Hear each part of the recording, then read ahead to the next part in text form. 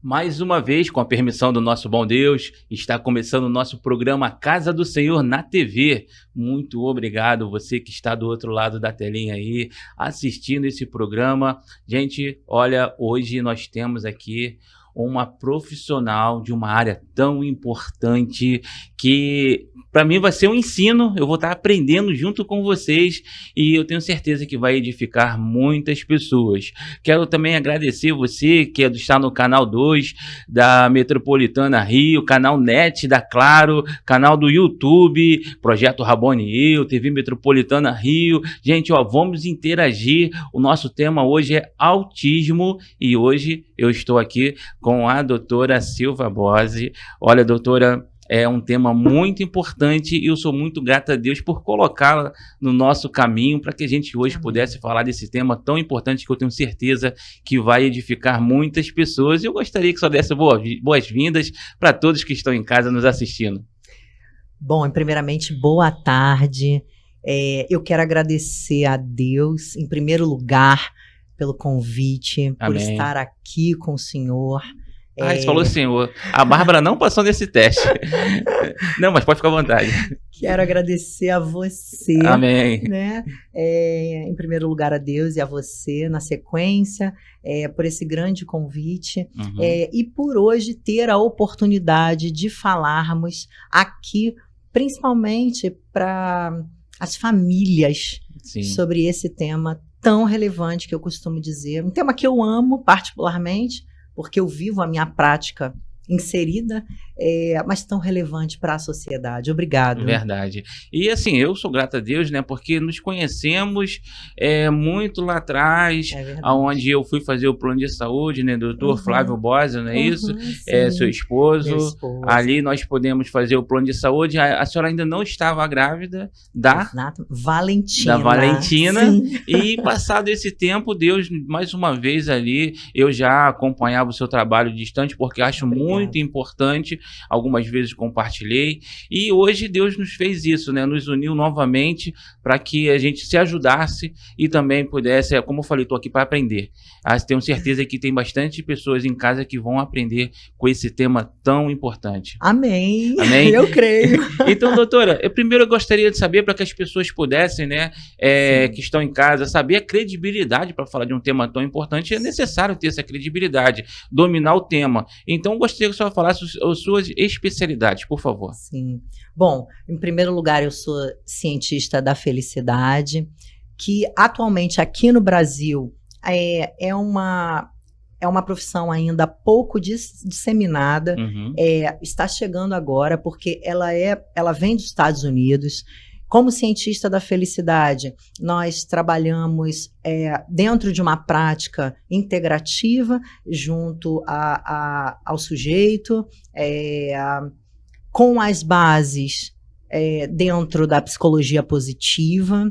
Sou psicopedagoga clínica institucional, abarcando a área hospitalar também, pós-graduando em neuropsicopedagogia, pós-graduando em análise do comportamento. Tenho algumas certificações internacionais, como o modelo Denver de intervenção precoce, que é muito utilizado, né, nas intervenções dentro do transtorno do espectro autista. Tenho o PRT, que é uma certificação pela universidade em Stanford, que é o Pivotal Response Treatment, que é um treino de respostas pivotais, onde nós atuamos desde a infância até a vida adulta, frente a essa criança, seja ela adolescente ou adulto, que esteja dentro do transtorno do espectro autista.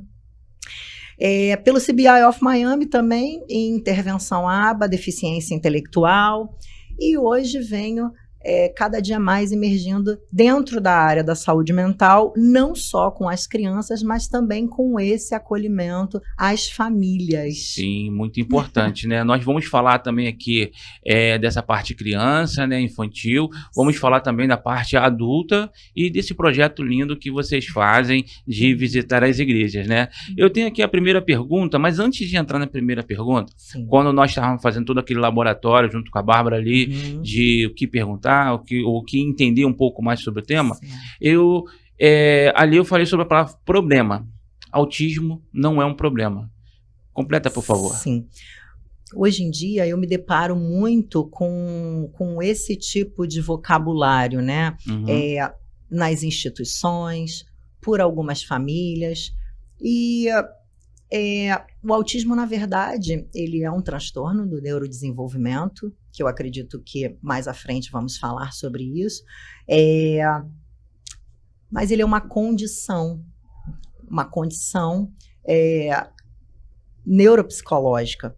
Então, quando nós falamos sobre problema, eu que convivo na prática diária, né, todas as minhas crianças, elas estão dentro do transtorno do espectro autista, embora eu faça avaliação do desenvolvimento também, a clínica atue dentro dessa prática, mas as crianças em acompanhamento são crianças que estão dentro do espectro.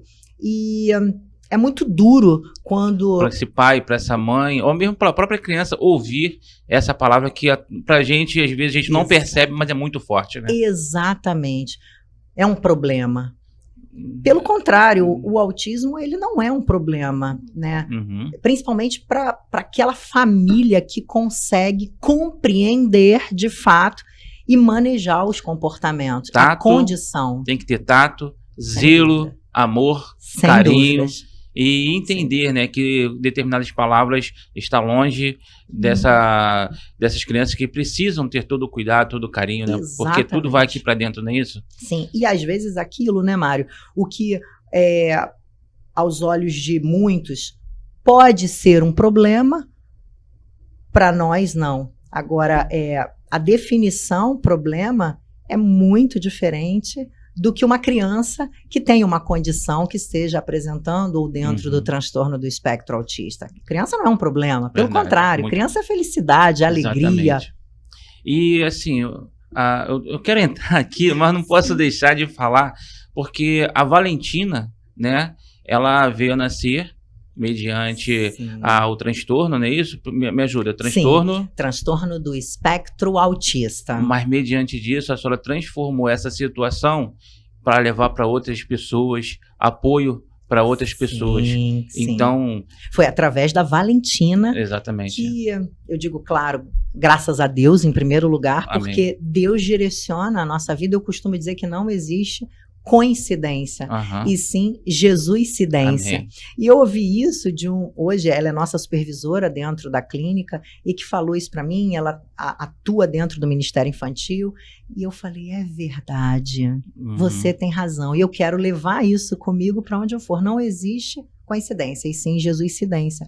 Então hoje, graças à Valentina, graças a Deus e ao nascimento da Valentina, que é uma criança que está dentro do transtorno do espectro autista, minha filha, há 1 ano e 4 meses, mais ou menos, nós descobrimos esse transtorno através de sinais sutis, eram sutilezas de comportamento. Essa é a nossa primeira pergunta, já aproveita e fala pra gente um pouco mais como a senhora descobriu, como é que cada pai, cada mãe que está lá pode entender e saber que existe o tratamento, e o tratamento precoce sempre em todas as áreas é muito importante. Sim.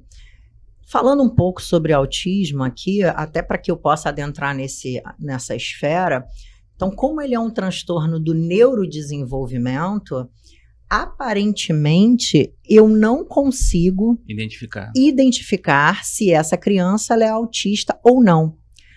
Fazendo uma analogia com a síndrome de Down, por exemplo, que aparentemente as crianças que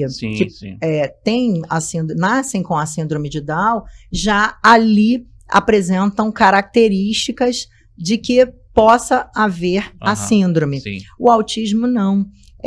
O autismo é totalmente comportamental, mas ele já começa a acontecer de forma intrauterina, na gestação. Então, é um cérebro que ele foge de um padrão tradicional. E ali ele vai se desenvolvendo. Mas com a medicina de hoje não consegue se identificar ainda? Ainda não. Não, né? Eu acredito que com o avanço da ciência, mais à frente... Pode ser que... E estamos avançando, porque o autismo, de acordo com o DSM-4, ele era identificado e fechado um diagnóstico a partir dos 4 anos de idade. Hoje nós já temos instrumentos traduzidos e validados aqui no Brasil que crianças menores, um bebê, por exemplo, a partir dos seus 6 meses, nós já conseguimos identificar determinadas características e de forma precoce fechar esse diagnóstico, mas independente de diagnóstico, já iniciar um processo de intervenção se nós percebermos que essa criança tem um atraso em seu desenvolvimento equiparado à sua idade cronológica. Sim. Então, isso é importante, porque se eu tenho ali uma criança de 1 ano, cronologicamente falando, e ela tem comportamentos, né, através do seu desenvolvimento, que estão abaixo dessa idade cronológica, por exemplo, uma criança de 1 ano hoje, ela já aponta. O apontar, ele é uma forma de comunicação que antecede a fala. Então, eu me expresso e eu me comunico através do apontar. Eu quero água. Né? Eu não preciso dizer, mas se eu aponto, você entende que tem algo que eu queira me comunicar através desse apontar. Se eu aponto para um brinquedo. Então, se eu percebo que uma criança de 1 ano, ela não aponta, ela socialmente não se comunica, mandando beijo, dando tchau. Não tem o hábito de receber carinho, tato? Sim, são características. Ou, por exemplo, se eu chamo essa criança pelo nome e ela não atende. Isso são características comportamentais que já precisamos ficar atentos, principalmente as famílias ficarem atentas a esses sinais. Por quê? Como o GPS, vou fazer uma analogia rápida, um GPS, quando nós saímos de casa, nós temos um GPS que nos guia aonde nós queremos chegar, no local. Sim, sim. E o processo do desenvolvimento da criança, nós temos nós temos um guia também, chamado de marcadores biológicos do desenvolvimento. Se essa criança, ela vai avançando, se desenvolvendo e não consegue atingir as habilidades adquiridas e necessárias de acordo com esses marcadores biológicos, algo precisamos fazer. E aí é a hora da intervenção. Aí, então, essa intervenção, né? Quem identifica? O pediatra que já acompanha essa criança, esse pai, essa mãe. Já observei que, às vezes, pode ser só uma coordenação motora, né? Que tá retraída, que pode mais à frente. Perfeito. Mas aí já ser um autista já é um pouco diferente. Então, é o pediatra que identifica como que esse pai, essa mãe, que pode levar, de repente, a um especialista, a quem ele procura? Excelente pergunta, Mário. Bom, porque essa é uma dúvida frequente que eu recebo na clínica, principalmente das famílias. Né? Então, eu gosto de fazer também, dar esse exemplo do que chamamos de tríade do desenvolvimento. O que significa essa tríade? Família, equipe multidisciplinar, ou médico pediatra, neuropediatra, seja ele, e escola. Então, essa percepção, ela pode ser advinda de desses 3 canais. Ou a família pode ter uma percepção comportamental da criança que acompanha esse período de desenvolvimento. Sim. E ali ela pode trocar com o pediatra, que foi o meu caso em específico.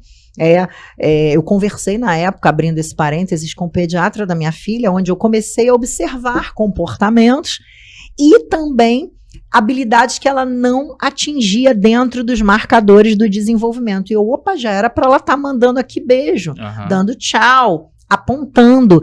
E isso não está acontecendo, falando algumas palavrinhas através da imitação, que é uma habilidade que nós consideramos um pré-requisito para a aprendizagem. Então, eu mando beijo para o bebê e ele devolve esse beijo, ou então através de balbucios, as crianças menores de 1 ano aproximadamente. Então, a imitação é considerado um repertório básico. E se a criança começa a não apresentar esses comportamentos, alguma coisa ali está acontecendo. E aí, só para concluir essa questão da tríade, as famílias às vezes se comunicam com o pediatra, onde o pediatra inicia um processo de investigação, encaminha para uma equipe multidisciplinar, ou a criança ainda não tem um diagnóstico, mas, por exemplo, pode apresentar uma frequência menor ou um atraso na fala, na linguagem. Então, às vezes, a escola também sinaliza isso ao pediatra, a família ao pediatra, e o pediatra encaminha para a equipe multidisciplinar. Então, essa é basicamente a tríade que ampara e que pode amparar essa família. Então, quando eu digo tem atraso, conversa com o pediatra, pede relatório da escola, conversa. Só para me entender, assim, por exemplo, eu acompanhei um pouco, né? Meu filho está com 16 anos, mas eu levei em fono, levei em psicólogo. Pode se confundir as pessoas, um pediatra tipo, leva no fono, leva no psicólogo. Pode se confundir na hora desse pediatra, em vez de diagnosticar como autismo, ele falar que é um atraso mediante a outros problemas? Pode sim, isso pode acontecer, né? Por isso que eu considero, Mário, de suma importância uma avaliação. A avaliação, eu recepcionei, né, há pouco tempo, um caso onde a criança tem características, apresenta características do espectro, foi encaminhado a um profissional da fonoaudiologia, porque havia um repertório de linguagem com uma menor frequência, e o profissional não tinha um olhar ou uma especialização na área. Então, isso dificultava para que ele fizesse esse diagnóstico. Então, é importante o profissional que queira imergir nesse assunto e que queira trabalhar, ou dentro da sua atuação, da sua prática profissional, estar voltado para esse olhar dentro das crianças que estão no espectro, imergir, estudar, buscar conhecimento. Conhecimento nunca é demais. Não só para os profissionais, essa é uma dica para as famílias, porque o conhecimento ele é libertador. Eu costumo dizer que o conhecimento nos traz norte, né? Que caminho eu devo tomar, como eu devo direcionar a minha criança, e pode haver sim essa questão do profissional confundir, é natural. Por isso que hoje eu entendo e acredito, como apoio, os instrumentos dentro desse processo de avaliação, eles são fundamentais para um diagnóstico qualitativo mais assertivo, para que ele possa amparar determinados médicos. Sim, mas o autista, né, diagnosticar, existe um especialista para ele? Então, depende das características dessa criança. Então, por exemplo, se eu tenho uma criança que está dentro do espectro e ela tem uma frequência menor dentro das suas esferas de desenvolvimento na área da linguagem, por exemplo, comunicação, eu preciso e devo ter um acompanhamento ou direcionar essa criança para um fonoaudiólogo. Se essa criança tem dificuldade de aprendizagem, eu necessito, em específico, de uma psicopedagoga, porque é ela quem vai atuar dentro dos aspectos relacionados à aprendizagem. Sim. Aqui o nosso YouTube, né, que a gente deixou aberto aqui, porque, gente, ó, você que tá no YouTube aí, manda mensagem para cá, nós vamos estar respondendo, tá? Pode dar continuidade, por favor. Então, é importante observarmos, quando eu digo que nós conhecemos uma criança com autismo, nós conhecemos um autista. Por quê? Cada sujeito tem a sua particularidade, especificidade. Vou dar um exemplo. Alguns autistas, eles possuem características de fonofobia, né? Onde existe uma irritabilidade com barulho. Sim, sim. Por quê? Porque esse tipo de barulho, ele se torna muito mais intenso por conta, às vezes, de um ambiente com muitos distratores, ou, por exemplo, com muitas pessoas, ou com uma música muito alta. Mas todos os autistas possuem essa característica? Não. Por isso que eu digo que cada sujeito é único e singular. Sim. né? Então, nós precisamos, primeiro, através de um processo de avaliação do desenvolvimento, verificar dentro das suas esferas socialização, linguagem, cognição, como é que está a aprendizagem dessa criança, motricidade ampla e fina, que é o pular, o subir escadas com alternância de pés, correr. Isso já seria comportamentos repetitivos? Não, isso são comportamentos que fazem parte do desenvolvimento. Né? Então, nós temos 5, basicamente, quando olhamos para um sujeito, uma criança, seja ele adulto, nós avaliamos alguns comportamentos através dessa esfera de desenvolvimento. Como é que o sujeito, né, embora ele seja biopsicossocial, eu avalio determinadas habilidades. Como é que está a motricidade dele, né? Ampla e fina. Por quê? A motricidade fina ela é um pré-requisito, por exemplo, para a alfabetização. Eu preciso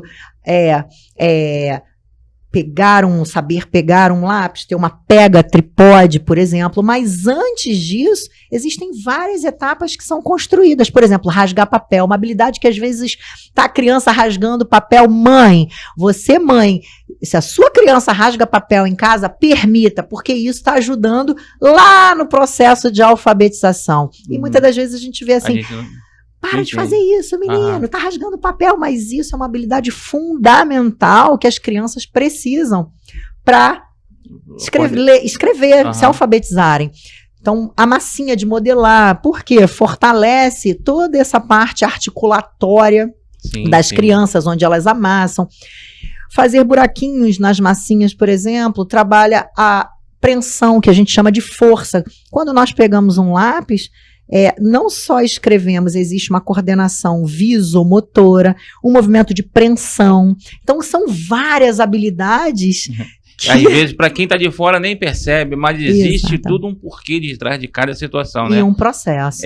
Essa pergunta, né? O que são comportamentos repetitivos? Para aquele pai, para aquela mãe possa entender se porventura seu filho está praticando. Perfeito.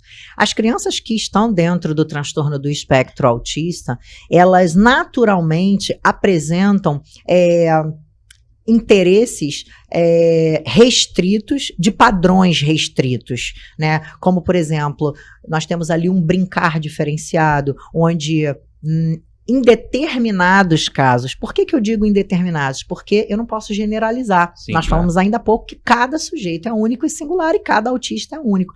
Então, mas, por exemplo, brincar enfileirando, né? Então, tem um modo de brincar diferenciado, não dando funcionalidade àquele brinquedo de forma adequada.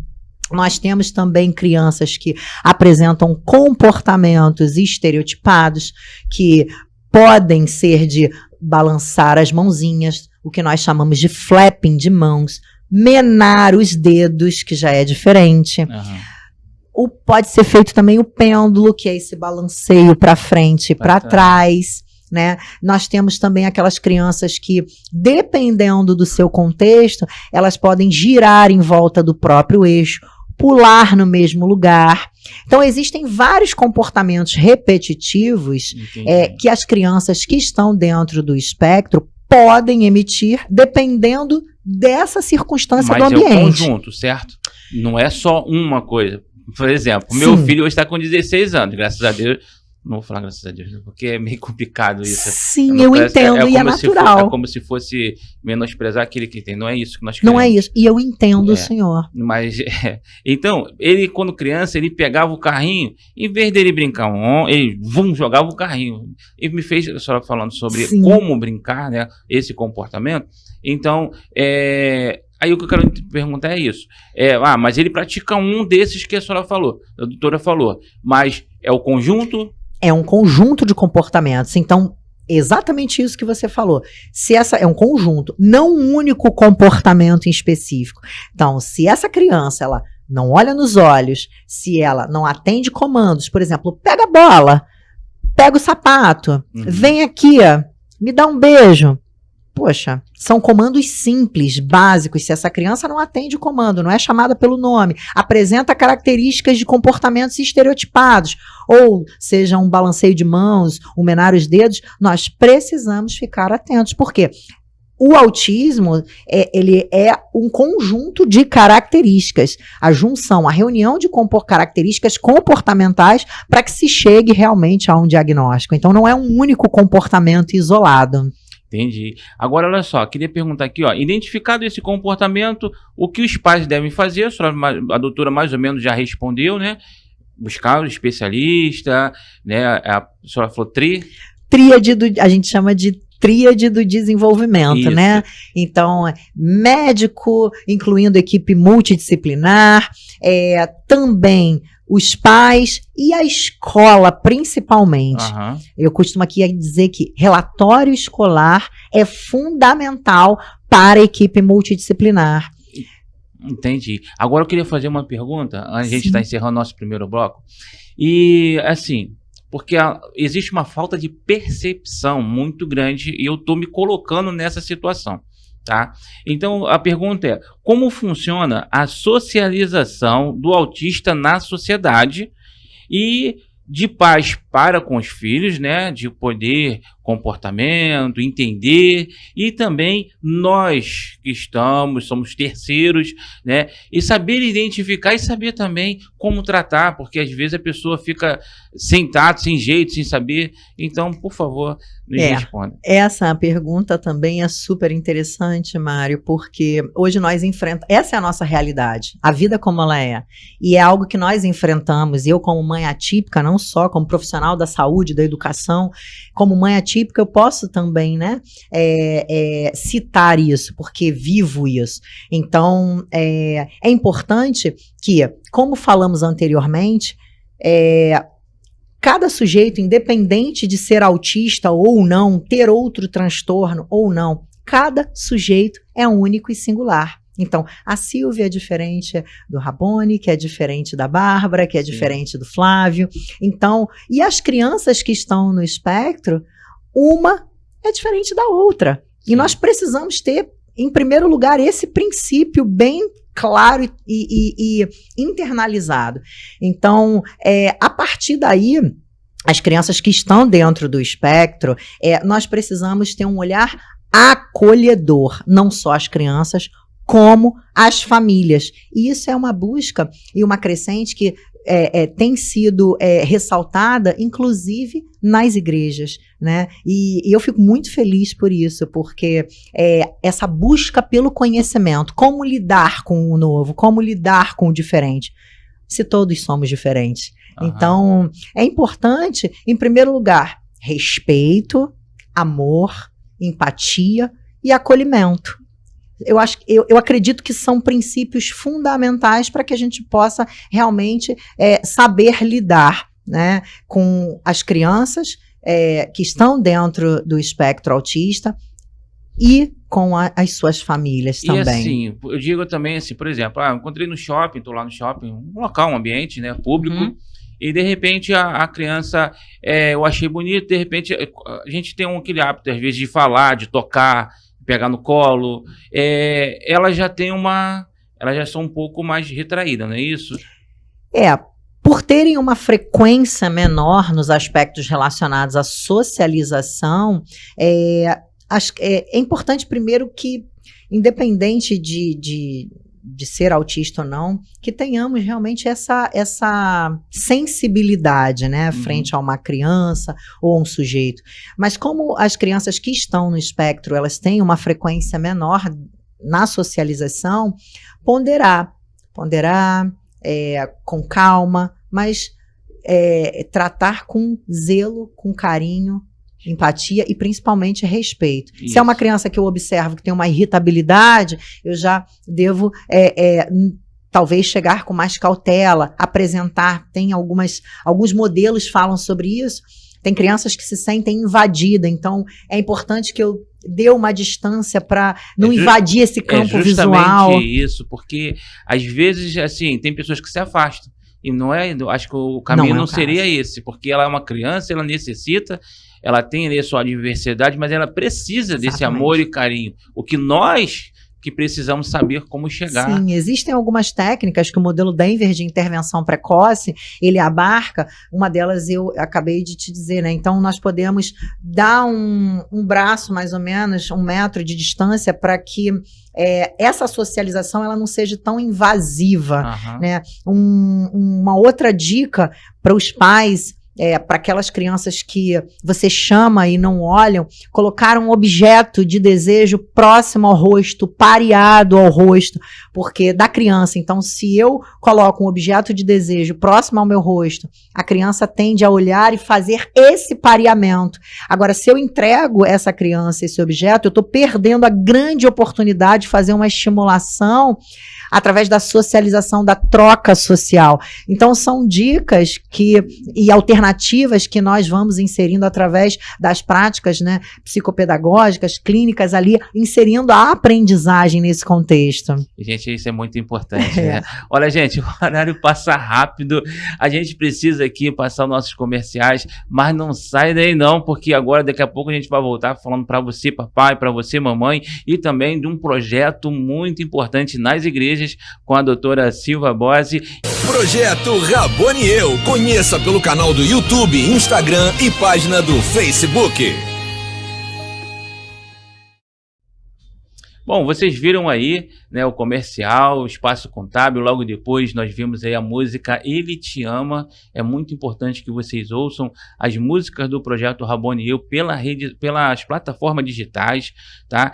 Você ouvindo, além de você se edificar, como vocês viram ali, aquilo que a gente arrecada, a gente usa com o nosso próximo. Existe alguém orando agora, neste momento, pedindo a Deus pela ajuda. E nós, Projeto Raboniel, Deus colocou o pilar, Atos 2, do 42 a 47. Tudo que se tinha era dividido e compartilhado e não havia necessidade entre eles. Então, da mesma forma que eu vou para a igreja para adorar o Senhor, eu também tenho que ter a percepção que existe alguém precisando. E nós precisamos levar a palavra, a oração e também os mantimentos com a mesma qualidade que nós usamos dentro da igreja. Se porventura compramos um ar, compramos algo caro, com essa mesma qualidade nós temos também investir nos nossos irmãos. E então assim nós somos instrumentos de Deus e assim o povo vai ter simpatia pela igreja e é o que nós buscamos resgatar, porque o Senhor está voltando naquele grande dia e vai nos chamar. Amém? Voltando então aqui com a doutora Silva Bose, né? Nós temos um vídeo, um testemunho de mamãe, não é isso? Sim. Então qual o nome dela? Cristina Mazei. Cristina Mazei? Ela está aqui no YouTube, ó, aproveitando para falar aqui no YouTube, doutor, ó, nós temos aqui, ó, Monique Oliveira, ela tá dizendo que bênção, Raiz e Claudino pastora. Botou um coraçãozinho lá, bonito, querida. Gisele Oliveira botou lá também um coraçãozinho com as mãos, né? Querida, Michele Santana, não perco nenhuma entrevista, doutora Silva sempre muito esclarecedora, Cristina Mazei, né, que nós vamos passar o testemunho dela aqui agora, irmã. Verônica Marinho de Alcântara, que bênção, Victor Félix Mazei, ótimas informações, Mary Paixão, essa aí tá sempre com a gente, essa Mary Paixão, dizendo boa tarde. Boa tarde. Flávia Ferreira, boa tarde, amiga. Então, você tendo aí mensagem, pergunta, manda pra gente, canal do YouTube, TV Metropolitana Rio. Agora nós vamos ao testemunho da senhora Cristina. Olá, meu nome é Cristina, sou mãe do João Mazei, uma criança autista, e com 8 anos, hoje a gente tem aí o privilégio de tê-lo se desenvolvido na sua fala, na sua cognição, claro, né? Tem todo um trabalho ainda, todo um caminhar ainda a ser feito, que o Senhor ainda vem cuidando disso, mas eu venho falar um pouco não só de como foi e de como a gente vê, né, que é a fragilidade de muitas famílias que hoje perpassa, né, que é o diagnóstico, é encontrar aquele médico que esteja realmente, não esteja tão assim, dentro de como se fosse uma coisa natural, né, não estivesse vivendo realmente o que os pais estão vivendo. Então, no início foi uma bateção de cabeça, né? A gente vai no médico, volta nele, ele diz assim pra você, tá, mas o que você quer? A gente fala, não, porque assim a gente não consegue começar uma terapia. Então depois que veio realmente essa questão do laudo, infelizmente veio a pandemia, mas felizmente por, assim, promessa mesmo, destino mesmo, a gente teve o privilégio de conhecer a Silvia em meio à pandemia, início de pandemia. E aí numa ligação a gente viu que os nossos maridos já se conheciam e ela que já vive isso, mas ela vive de um amor assim tremendo. E ali ela foi me instruindo de como fazer, de como trabalhar, porque estava tudo fechado. E assim, a evolução naquela época, nos vídeos que eu fazia, que ela vinha, ela dava o feedback, não, faz assim, muda isso aí, não, tá falando muito alto, fala um pouquinho mais baixo.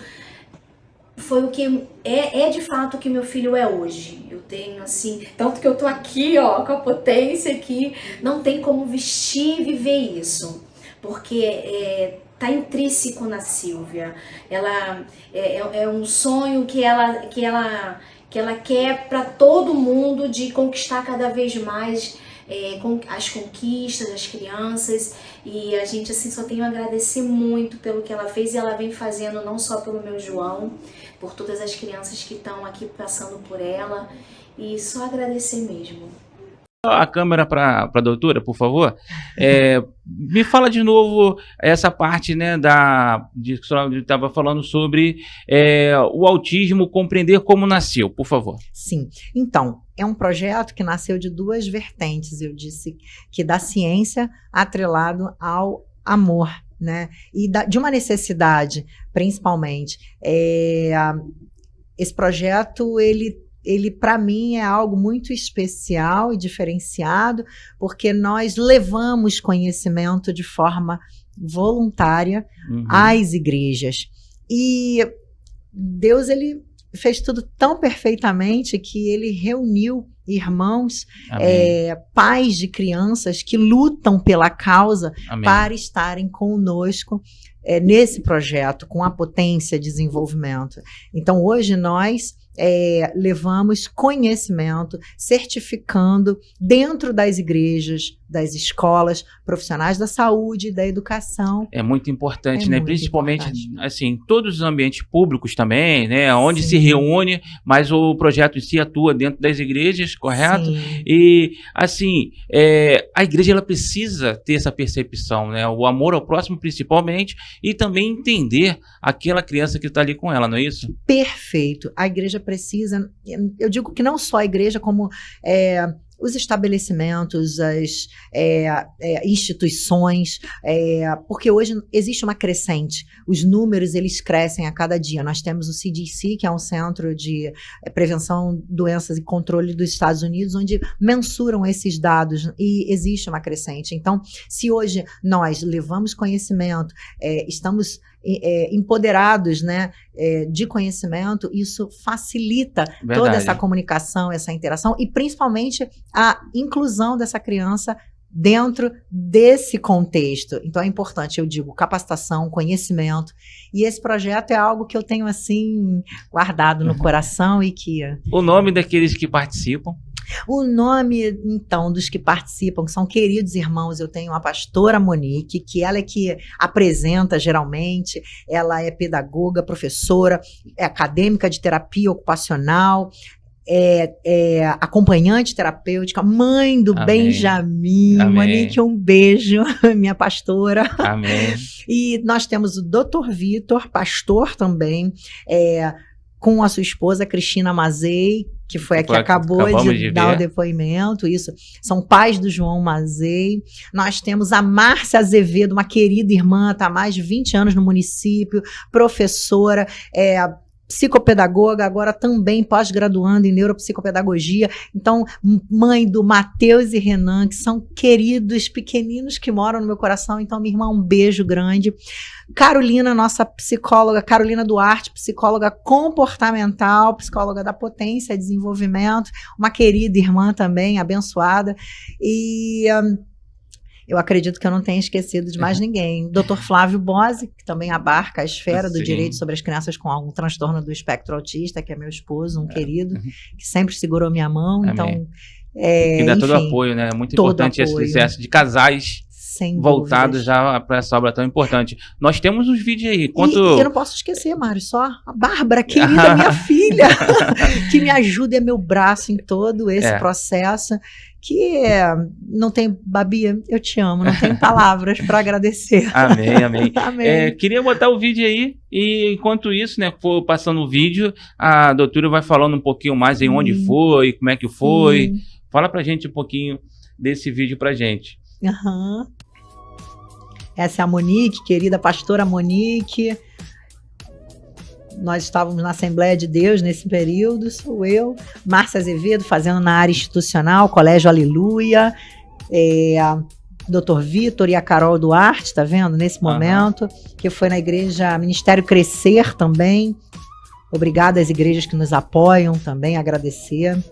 E que apoiam o projeto. Dr. Flávio Bose, na nova unção de vigário geral, que nos recebeu tão bem também, nossos pastores, agradecer a todos. Então, para nós é sempre um privilégio poder levar conhecimento, capacitar os profissionais para que cada dia a disseminação dessa sementinha do bem, desse conhecimento, seja alcançado por muitas e muitas famílias.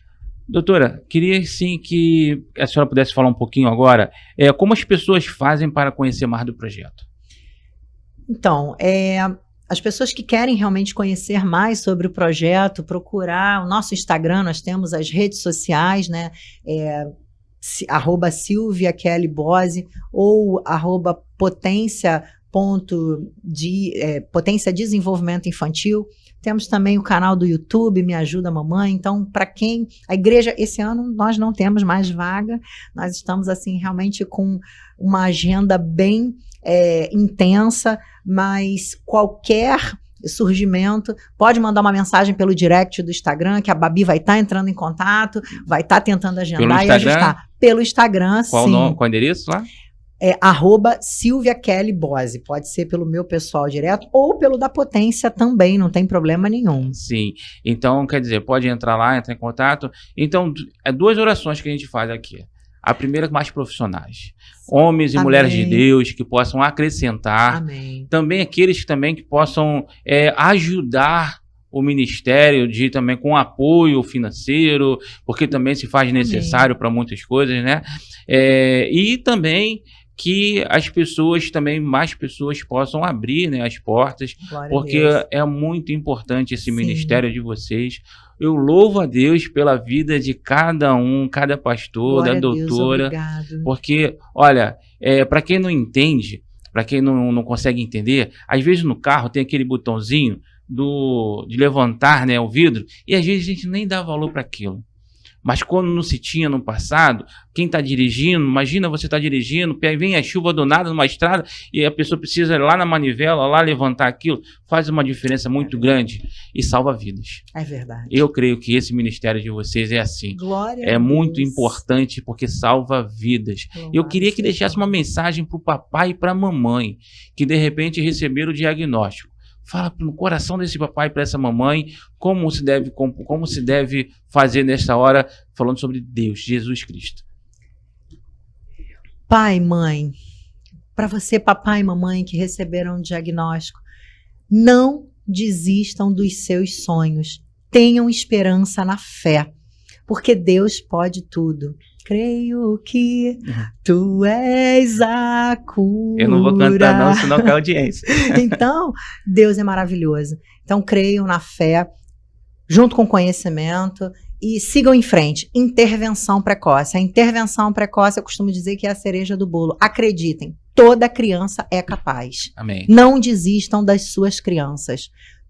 Todos são capazes. E para essas pessoas visualizarem o futuro. Como é que é o autista hoje? Nós estávamos falando ali sobre, rapidamente, né, que já existe todo um planejamento, trabalho para daqui a 10, 20 anos, porque eles vão crescer e com certeza a sociedade também vai crescer junto, né, para dar condições a esses já futuros, tendo o autismo, mas com melhor condições, não é isso? Capacitação. eu digo que capacitação é o principal, conhecimento nunca é demais. Então, vamos nos atualizar, nos capacitar, entender sobre esse aspecto e, principalmente, com amor, carinho, acolhimento, incluir. Amém. Glória a Deus. Parabéns, doutora, pelo seu ministério. Obrigado. Pode ficar à vontade. Eu quero agradecer e trouxe aqui uma lembrança para você. Que linda. Para que você possa também disseminar conhecimento e ser um futuro embaixador, gente, apoiando a causa. Deixa eu mostrar aqui para a câmera ali, ó. Tá vendo? A gente vai... Isso aqui é um broche, não é isso? Para colocar aqui. Eu sou um pouco desastrado nisso. Pin. Mas eu vou colocar esse pin. Focaliza na doutora ali.